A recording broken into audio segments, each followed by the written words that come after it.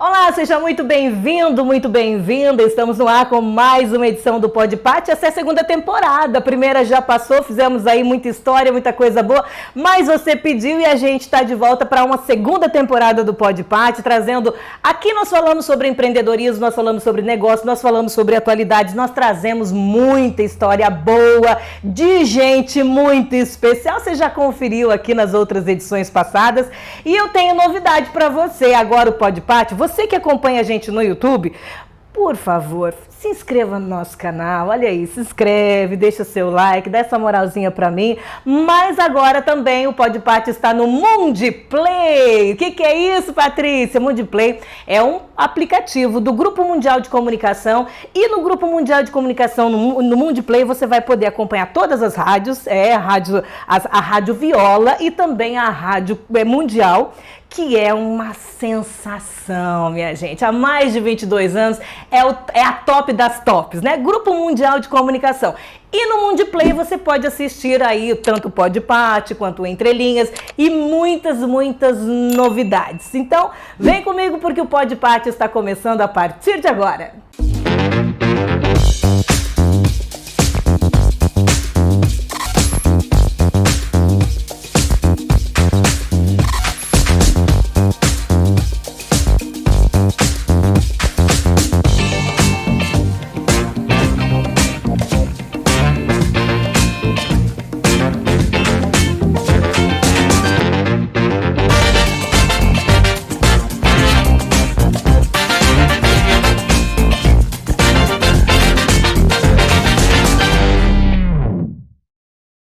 Muito bem, você já viu na thumb quem é o nosso convidado. Mas eu faço questão de fazer assim uma honraria a mais, né? Porque tem muita coisa para falar desse homem. Afinal de contas, a pessoa é muito importante. Ele é um dos mais conhecidos e bem-sucedidos empreendedores sociais de Cascavel. Seu trabalho lhe rendeu o título de cidadão honorário da cidade. Foi agricultor comerciante e como empresário fundou a Faculdade de Ciências Sociais Aplicadas de Cascavel, hoje Centro Universitário Univel, uma das mais tradicionais e inovadoras instituições de ensino da região. Há mais de 20 anos, ele apoia projetos que valorizam a educação, o trabalho, a dignidade. Olha que sensacional. Senhoras e senhores, com vocês, o vice-prefeito da cidade de Cascavel, já corrigi, já foi, já pegou aqui no rabicho, né? De Cascavel, vice-prefeito, meu convidado Renato Silva. Seja bem-vindo. Patrícia, boa tarde, né? Boa tarde, bom dia, boa noite, que aqui o pessoal pode assistir. Bom dia, boa noite, etc. Aquela história. É um prazer estar aqui. Prazer é todo meu, obrigada. Eu fico feliz de estar tendo essa oportunidade de conversar com você, com o Paulo, que está ali, com o Márcio, com o Vanderlei, enfim, com as pessoas que estão nos acompanhando. Estou à disposição. Sou um homem apaixonado por mim mesmo. Mas que lindo isso. Mais do que a dona Odina. Vamos corrigir. Odina. Se falar Odina, ela fica brava. Sério? Desculpa, Odina. Estão corrigindo aqui, né? Por favor, não fique brava. Eu sou apaixonado por mim mais do que ela. É mesmo? Embora vai fazer 50 anos, Vanderlei, agora dia 16 de julho. Não vai dar para fazer uma festa, porque teria que reunir milhares e milhares. Como a gente está aí numa pré-campanha, daí você convida um, não convida outro. O pessoal fica chateado. Você ganha um voto, perde 3, então optamos por... Deixa quieto, deixa baixo o negócio. O padre dá uma benção lá, 50 anos, olha que maluquice. Mas que ninguém imaginava, né, que ia chegar tão longe assim, mas chegou, graças a Deus. Eu estou aqui à disposição. Ah, que bom. O coração aberto. Eu queria ficar com você 3 horas aqui batendo papo, mas tu já resolveu. O Márcio Eu aposto que se eu tivesse um chimarrão aqui bom, tu ficava comigo até bem mais tempo. Porque tem uma quantidade de seguidores aí que gostam de conhecer a boa conversa, de acompanhar a boa conversa. Mas, Renato, me diga, que bons ventos o trazem para Foz do Iguaçu? Foz do Iguaçu é a nossa capital do turismo, né? Sim. E o turismo é uma coisa que alegra, que você exercita o conhecimento, o saber. Foz do Iguaçu, eu amo Foz do Iguaçu, até porque quando eu mudei para Cascavel em 75, eu fui ser vendedor do moinho de trigo e vim aqui. Tinha Samwise, nem sei se Pode falar. Tinha panificadora, vinha vender para os mercados, então eu tenho uma ligação forte com Foz do Iguaçu. E o Márcio aí que nos acompanha nessa caminhada pública hoje, né, na condição de pré-candidato, de vice-prefeito em Cascavel e pré-candidato a deputado federal. A gente tem que vir aqui conversar com as pessoas e se relacionar com as pessoas. Política é isso, né? Influência e relacionamento. Nós moramos numa região privilegiada, né? Você morar no oeste do Paraná é um privilégio. Meu Deus, como é mesmo? É um privilégio, entende? Uma região rica, produtora, gente que trabalha, gente que busca o desenvolvimento. Então, eu vim a Foz do Iguaçu aqui conversar com as pessoas, conversar com o empresário, enfim, o que nós podemos juntos melhorar a vida das pessoas. Esse é o grande desafio. Esse é o grande desafio, aliás, é o grande desafio do empreendedorismo. Aliás, é por isso que eu escolhi esse tema para a gente trabalhar sempre. Vou sempre trabalhar nesse podcast a respeito do empreendedorismo e você é uma figura que eu acredito que tenha muito know-how para falar sobre o tema, porque tem uma história de sucesso. É a história né, a jornada do herói, sem sombra de dúvidas. E empreender, para mim, é o grande grito de liberdade de qualquer indivíduo, de qualquer pessoa. Só que o empreendedor, ele arrisca o couro toda hora. Ele quer transformar vidas, mas ele está no risco o tempo todo. Concorda? Eu concordo, até porque é o seguinte, nós moramos num país maravilhoso, rico, querido, amado, mas não dá para negar que é um dos países que mais cobra imposto. O que é imposto?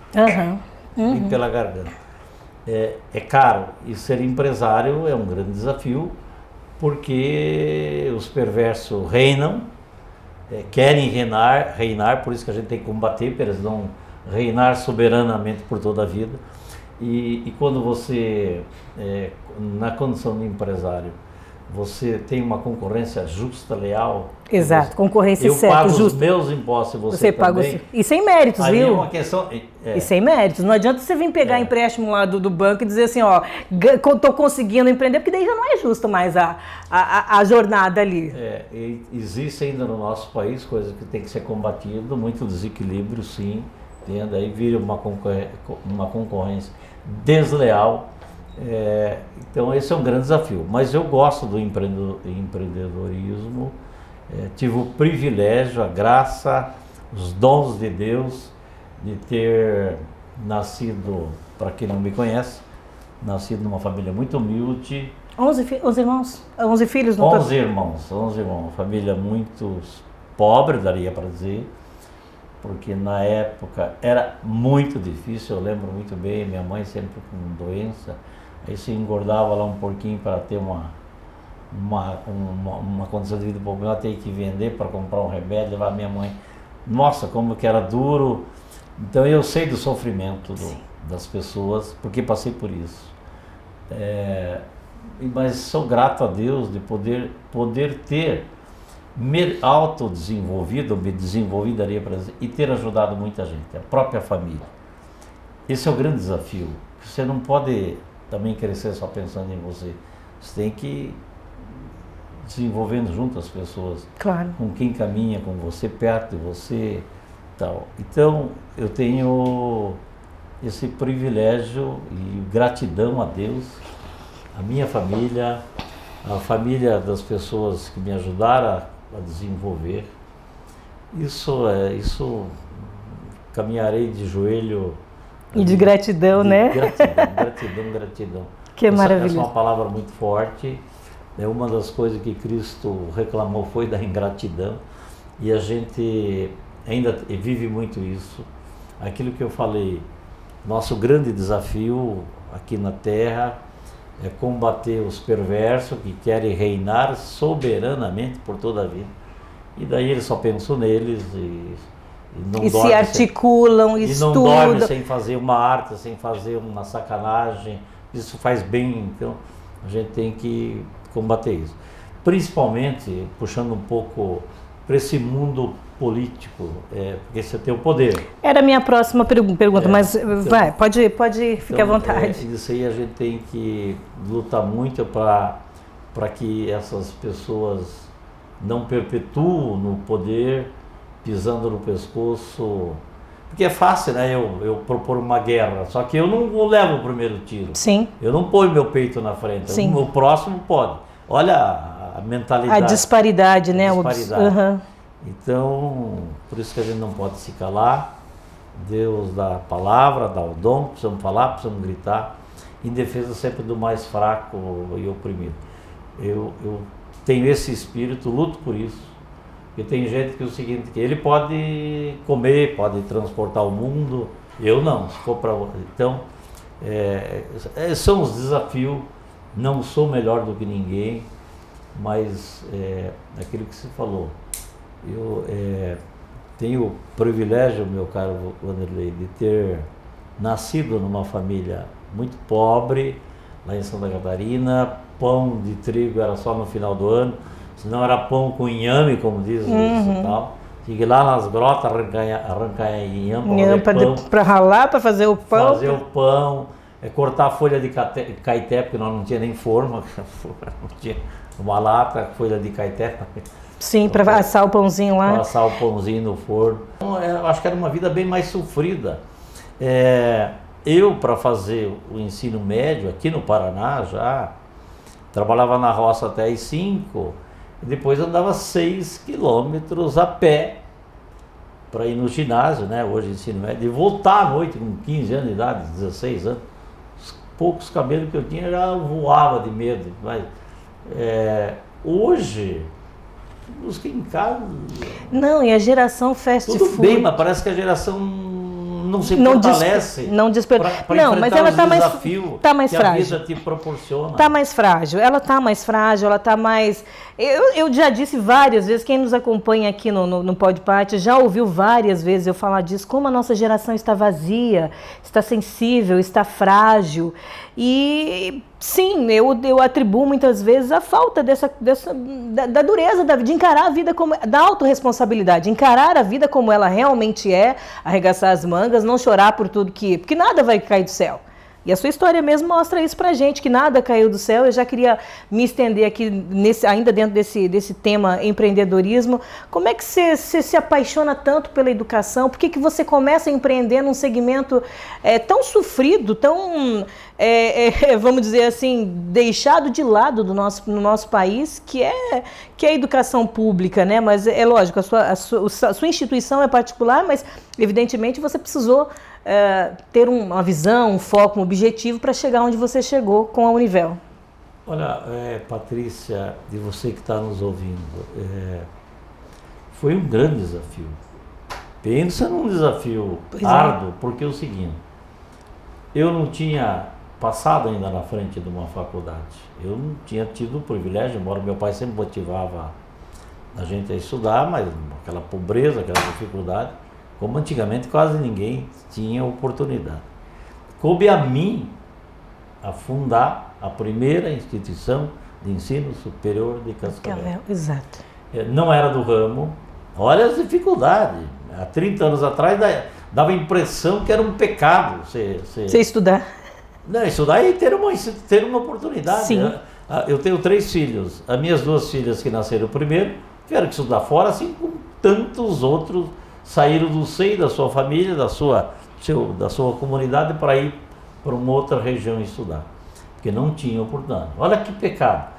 E daí foi um grande desafio mesmo, um grande desafio. Eu não tenho dúvida que foi os desígnios de Deus, porque...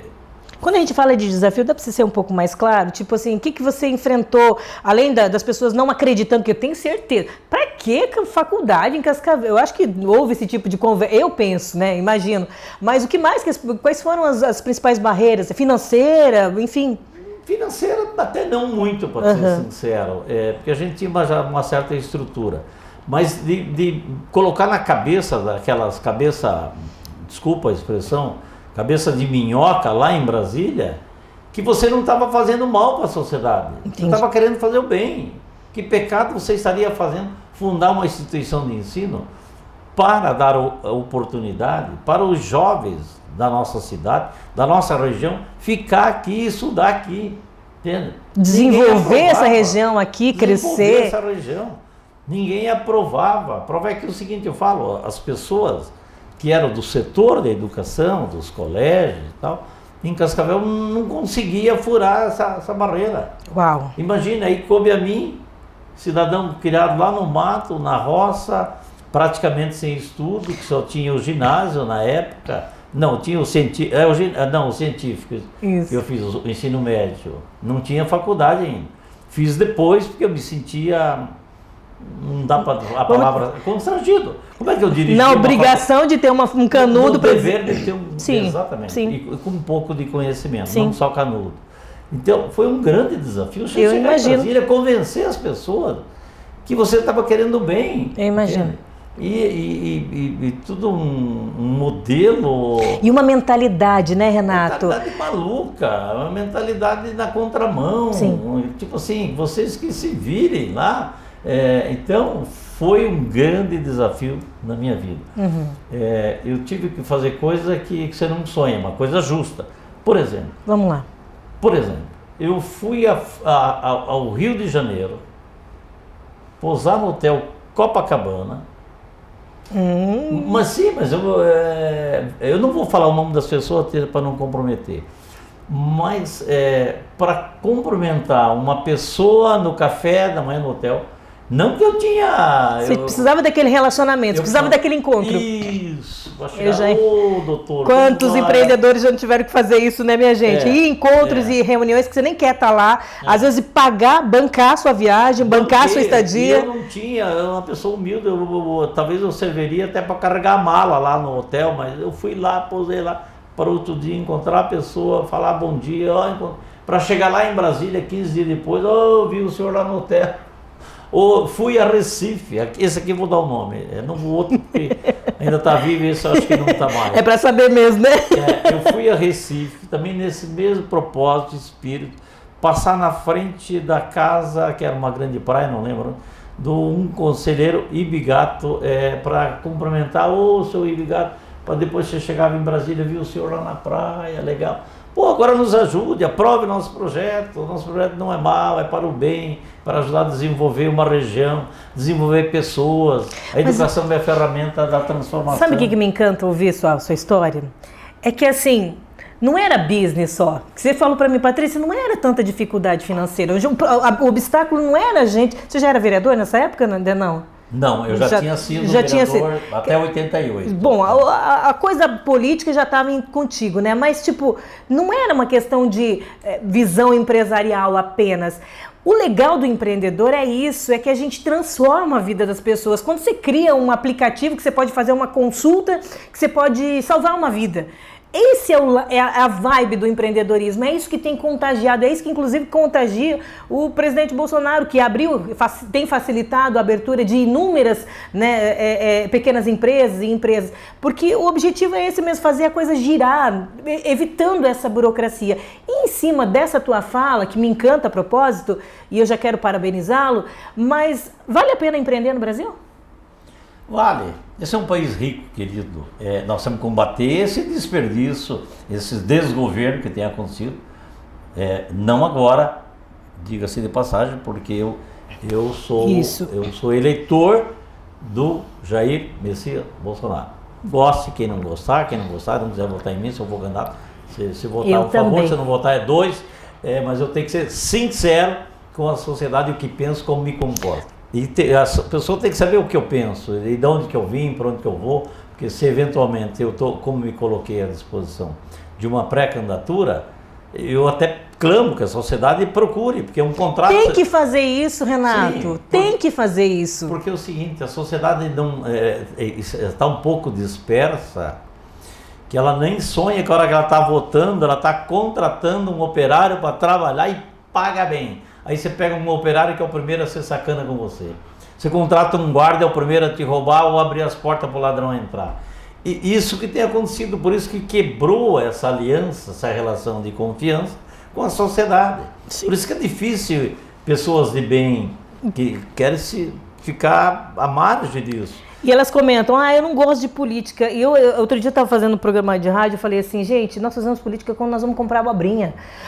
Nós fazemos política quando falta, quando nós estamos na fila do posto de saúde, não temos médico para nos atender, quando nós precisamos de medicação, quando nós vamos comprar o gás, que a propósito, o aumento do gás não está só na responsabilidade do presidente. É todo um contexto. É todo um contexto. Quem baixa o ICMS é o governador e o prefeito que estão ali envolvidos. Aliás, a pandemia também teve grande participação desses dois setores ali, prefeitura e governantes, governadores de estados, para chegar na crise econômica que estamos vendo e graças a Deus estamos passando. Mas, e empreendedores, eu fui diretamente afetada, sabe, Renato? A minha empresa sofreu demais, fechamos as portas. Por quê? Porque a cidade fechou. E, aliás, esse é um tema que eu gostaria de debater com vocês. Vocês lidaram com a pandemia de peito aberto. Gente, que coisa incrível. Patrícia, deixa eu só concluir o raciocínio para você que está nos entendendo. Então, o grande desafio foi ter fundado essa instituição para fazer o bem para a sociedade. Justo. E fizemos muito bem, mas muito bem. Depois vieram as outras e hoje nós temos um grande centro universitário que é Cascavel, a nossa região. Isso só faz bem, porque as pessoas se autodescobriram que quando você investe, os governos, 1 centavo na educação, você economiza 14 problemas de segurança, de saúde, que a gente tem que lutar muito por isso. Então, eu acho que foi um grande desafio para fazer o bem. Ganhar dinheiro é uma consequência. O dinheiro justo, Deus abençoa, vem automático, não tenha dúvida. E é limpo, e você não tem raízes saudáveis, a educação uma raiz saudável. Então, eu sou um cara feliz, sou uma pessoa feliz por ter podido ajudar a transformar a minha cidade, a minha gente, o meu povo, poder ter plantado, porque infelizmente tem muita gente que só vem para colher. Nós temos um monte de líderes que não plantam um pé de cebola, sequer só vem na tua horta colher. Então, essa transformação que nós precisamos fazer. Muito bem, você falou, tratamos desse vírus, dessa pandemia que feriu a humanidade. O nosso prefeito Paranhos é um homem vocacionado, é um privilégio ter ele como governante. Ele aproveita o seguinte, ele tacou um colete, vestimos colete, ele pousava na prefeitura, ele se tivesse que levar um tiro, ele era o primeiro, porque não é diferente de uma guerra. Esse Covid é uma peste perigosa que feriu, atacou, matou, levou. Então, o prefeito Paranhos conduziu isso com uma lucidez, com uma sabedoria, claro, ancorado por uma equipe de pessoas que ajudavam a aconselhar, e é isso que a gente precisa, ter conselheiros, sim, né? Sim, o sucesso está também nos conselheiros. E ele se aconselhava com a sociedade e tal, e tomava as decisões justas, corretas, não se acovardou, foi em frente. Por isso que foi assim, e é um modelo, é um gestor realmente reconhecido, não só Cascavel, que nós temos praticamente 80% de aprovação do nosso governo. Isso é sinal que o povo está contente, está feliz.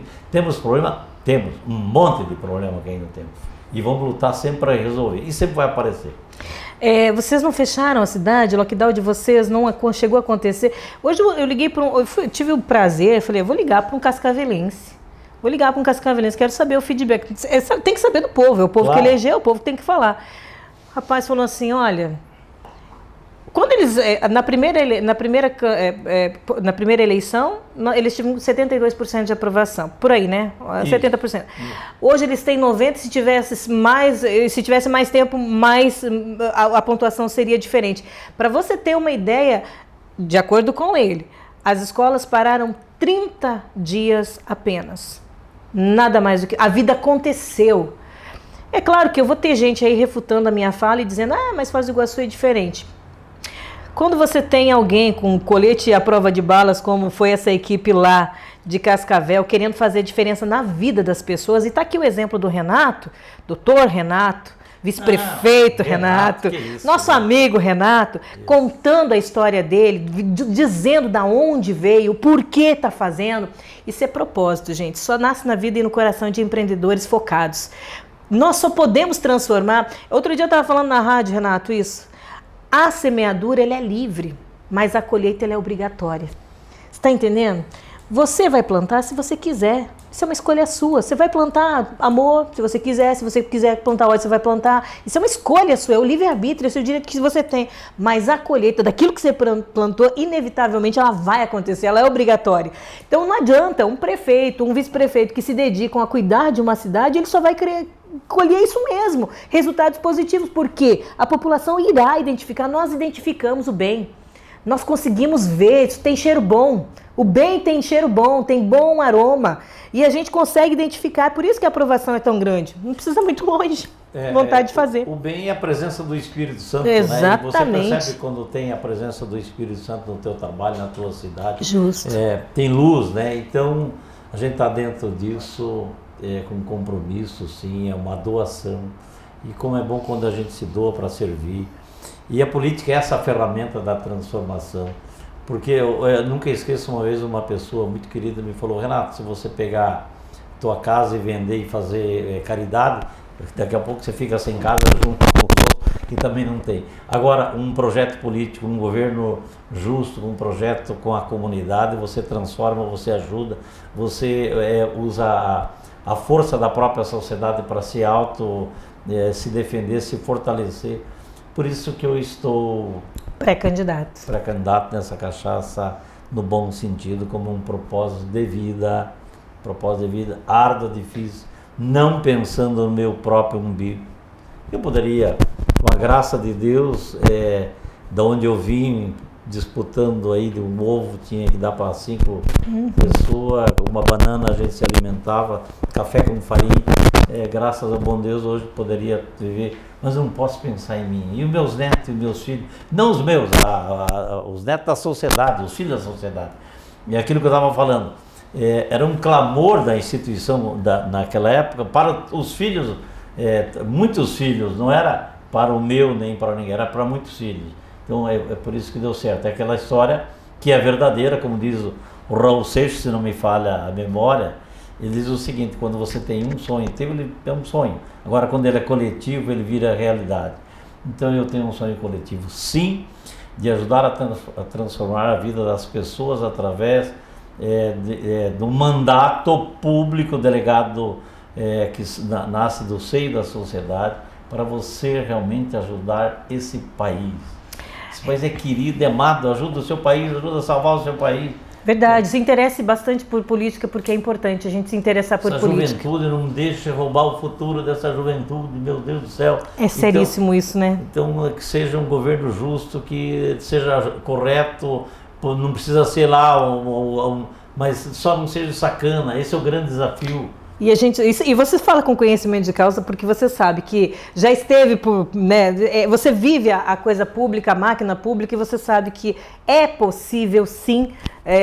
Infelizmente a corrupção ali é um celeiro de boas ações e más ações também. A escolha, como eu falei, depende e é sua, é somente de cada um. É que na verdade é o seguinte: o poder público, a prefeitura, o governo, a nação, não é diferente do mar. O mar. Ah. O mar. Sabe por quê? É o seguinte: não, tudo igual, tanto da prefeitura. O mar recebe os rios, todos os rios desembocam no mar. Lá ele recebe todas as águas. No poder público vem todos os interesses da sociedade, os escusos e os legítimos.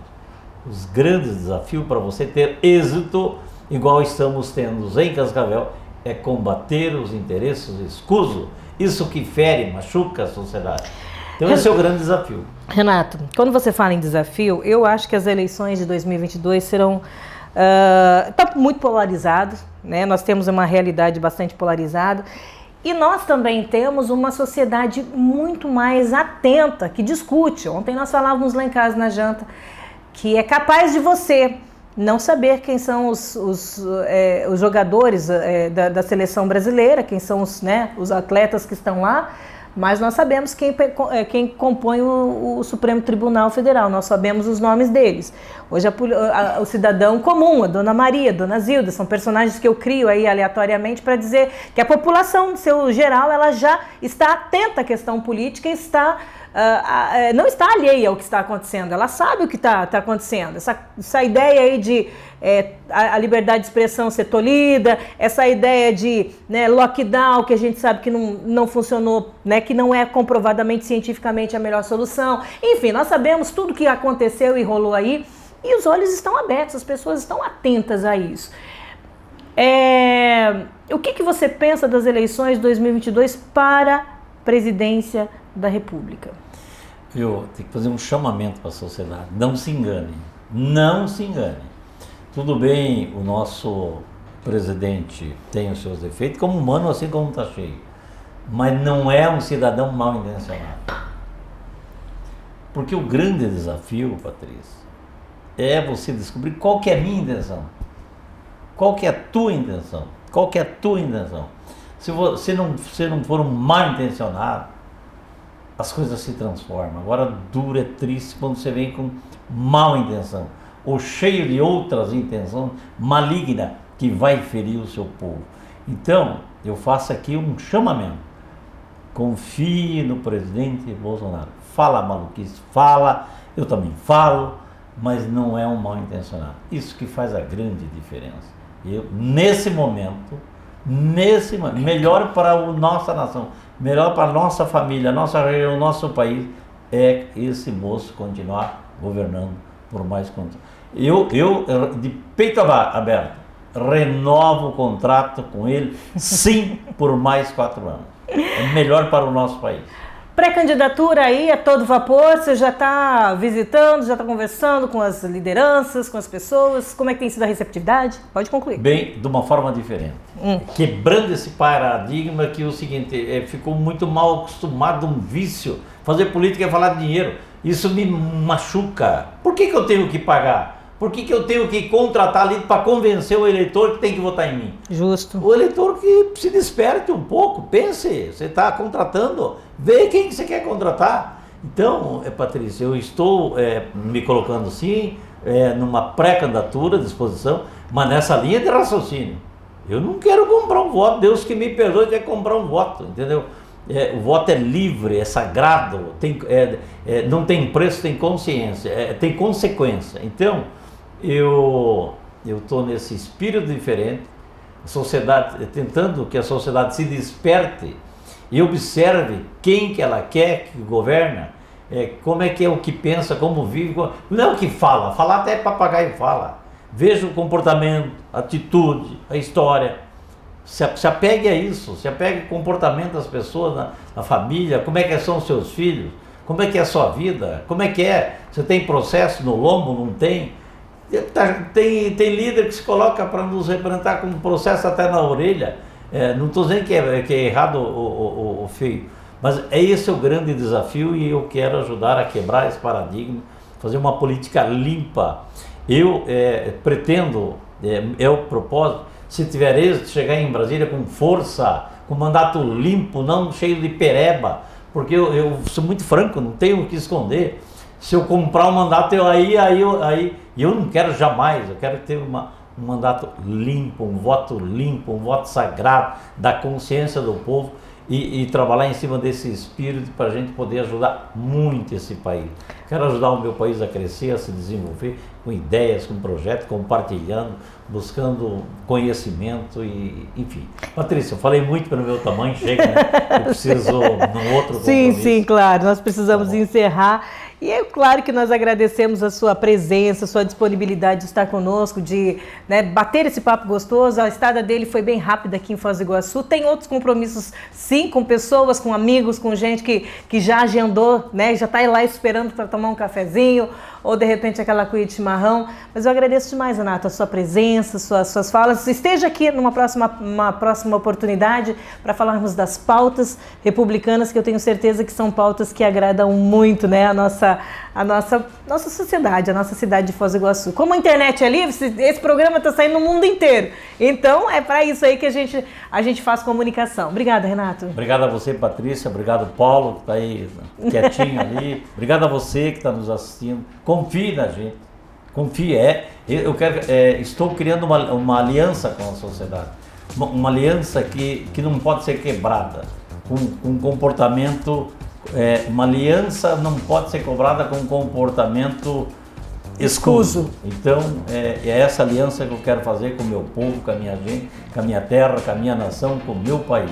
Um abraço a todos. É isso aí. Gente, ficamos por aqui. Acabou o nosso PodPat, o nosso podcast. Eu espero que você tenha gostado. Espero também que você tenha deixado aí, feito seus comentários. Comenta aí, você curte o Renato? Gostou do que ele disse? Vai apoiá-lo, está com ele. Bom, nosso espaço está reservado para você interagir conosco. Se inscreva no nosso canal e semana que vem a gente está de volta com mais PodPat. Valeu, gente. Tchau, tchau.